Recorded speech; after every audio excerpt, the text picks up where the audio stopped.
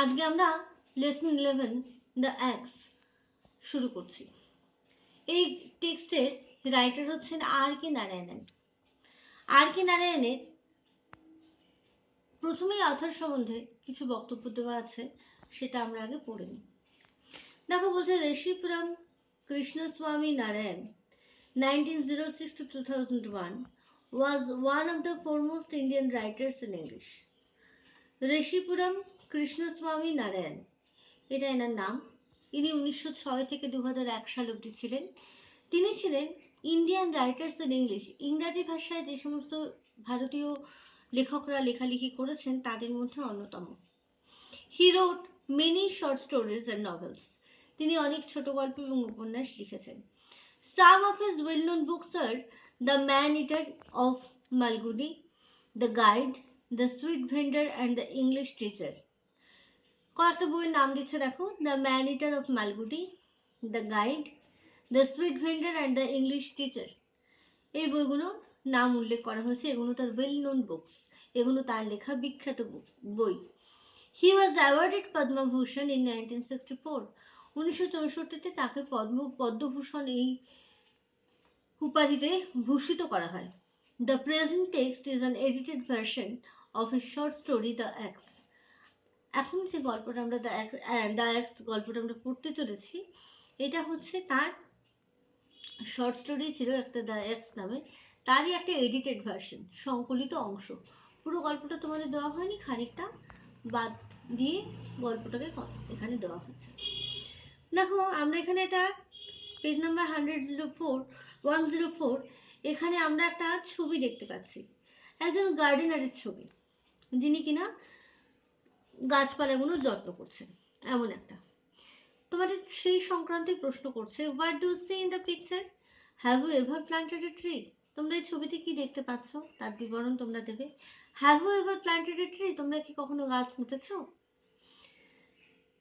এরপরে আমাদের গল্পটা শুরু হচ্ছে। তাহলে এই যে জিনিসটা আমরা এইটুকুন বুঝতে পারছি, দ্য অ্যাক্স, অ্যাক্স হচ্ছে কুড়ুল। তাহলে কুড়ুল দিয়ে আমরা কি করি, গাছ কাটি। গার্ডেনারের কাজ হচ্ছে একটা মাটিকে তৈরি করা, মালি, গার্ডেনার বা মালি, তার কাজ হচ্ছে মাটি তৈরি করা, গাছ বসানো, গাছের যত্ন আত্তি করা, তাকে জল দেওয়া, সার দেওয়া, মাটি খুঁড়ে তাকে পরিষ্কার করে দেওয়া, বাগানের সমস্ত অংশকে পরিষ্কার রাখা। ছবিতে আমরা দূরে একটা বাড়ি দেখতে পাচ্ছি, আশা করা যায় বাড়িটা বেশ বড় সড়ো।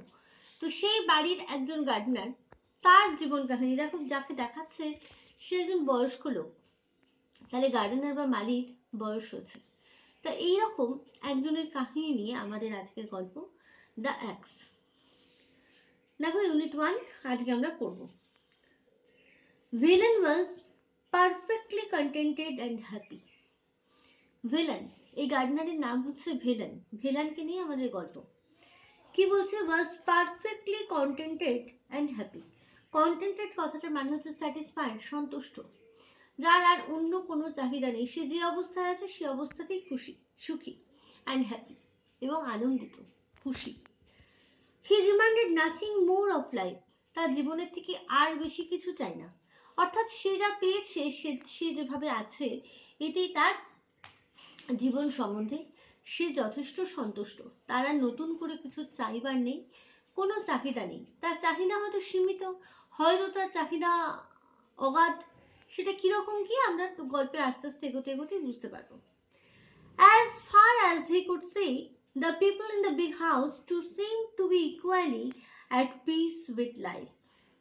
As far as he could see, villain যা দেখতে পাচ্ছে, হি বলতে ভিলেনের কথা বলা হচ্ছে, ভিলেন নিজের দৃষ্টিভঙ্গিতে যা দেখছে, the people in the big house too, এই বাড়ির, এই বড় বাড়ির লোকেরাও, to seem to be equally at peace with life, এই বড় বাড়ির যে সমস্ত লোকজন যারা এখানে থাকেন, তারাও সকলে একই রকম ভাবে, ইকুয়ালি, সমানভাবে জীবন সম্বন্ধে শান্তিতে আছেন, শান্তিতে জীবন কাটাচ্ছেন।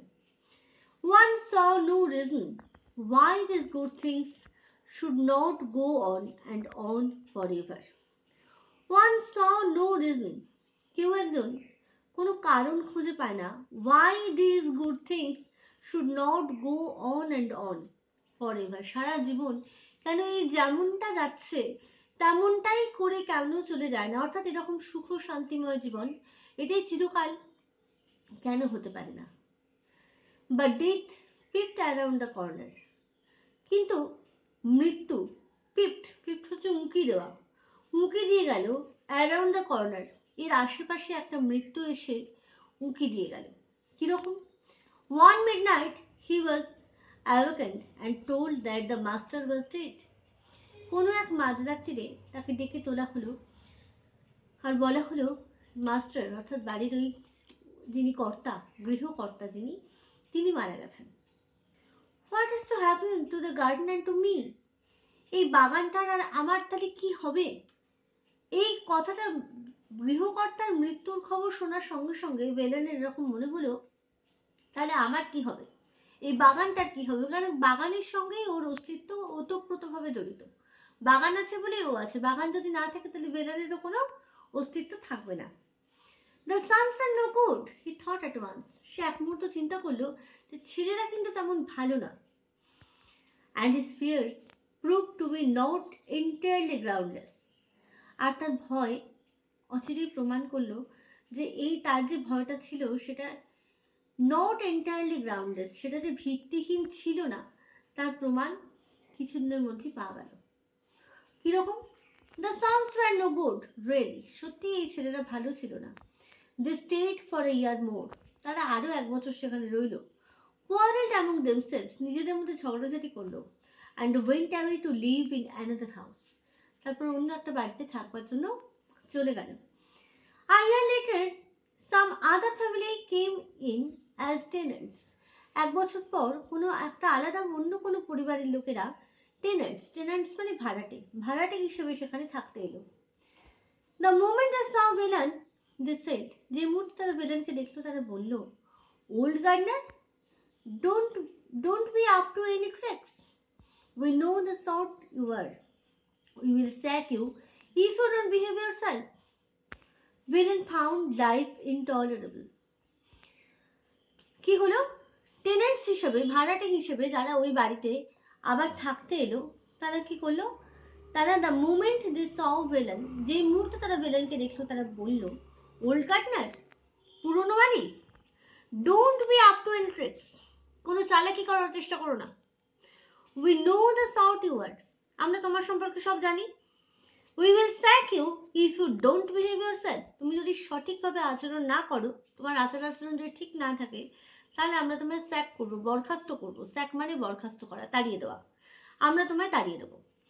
দেখো, যারা নতুন টেনেন্টস সেখানে আসছে তারা ভিলেন সম্বন্ধে কতটুকু জানে, কি করেই বা জানলো, তারা তো আজকে প্রথম থাকতে এলো।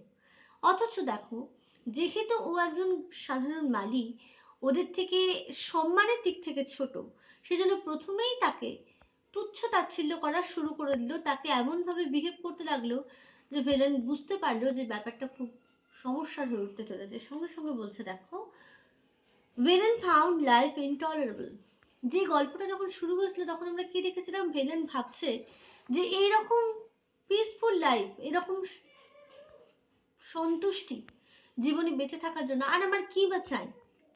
কিন্তু যেহেতু গৃহকর্তার মৃত্যুর পর থেকে এই সমস্ত বাড়ির ঝুট ঝামেলায় সে আস্তে আস্তে বুঝতে পারছে, এখন এই টেন্ডেন্সির কথাবার্তায় সে বুঝতে পারছে লাইফ ইনটলারেবল। ইনটলারেবল মানে অসহ্য, যেটা সহ্য করার অযোগ্য, নট টলারেবল।